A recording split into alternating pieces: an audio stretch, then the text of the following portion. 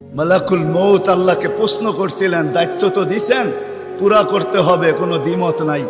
কিন্তু মনে ভাবে মানুষ সারাদিন আমার নামের চর্চা করবে, খালি বলবে এই লোকটার কোনো কাজ নাই, শুধু সারাদিন গাজীপুরে ঘুরতে থাকে, যাকে মনে চায় তাকে উঠায় নিতে থাকে, সারাদিন আমার আলোচনা করবে, মানুষের মুখে মুখে থাকবে।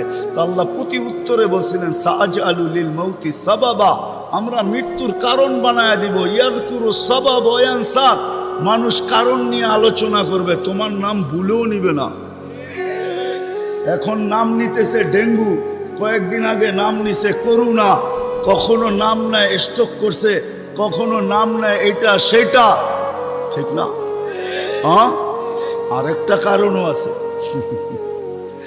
শুধু নবীজির দিকে তাকায়, এই উম্মতের জন্য আল্লাহ এটা করছেন, এই উম্মতের জন্য।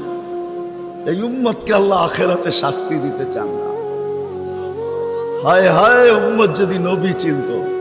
আয়সা পড়ছি অবেলা, তো হাতে সময়ও নাই, আর হইল ওয়াজ মাহফিল, অন্য কিছু হইলে হয়তো ওইদিকে চলে যেতাম। নবীজি শুনানের সময় আমার কাছে এখন নাই। যে উম্মত নবী চিনে না, নবীর কারণেই আমরা পাইছি। এই উম্মতকে শাস্তি আল্লাহ আখেরাতে ইনশাআল্লাহ দিবে না।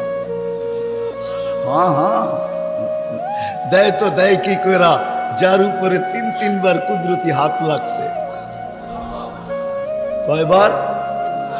সৃষ্টি লগ্নে একবার, বাছাই পর্বে একবার। আমরা বাছাইকৃত উম্মত। হুয়াজতাবাকুম, জাহিদ, শুধু শুধু বলেন নাই, জাহিদু ফিল্লাহ।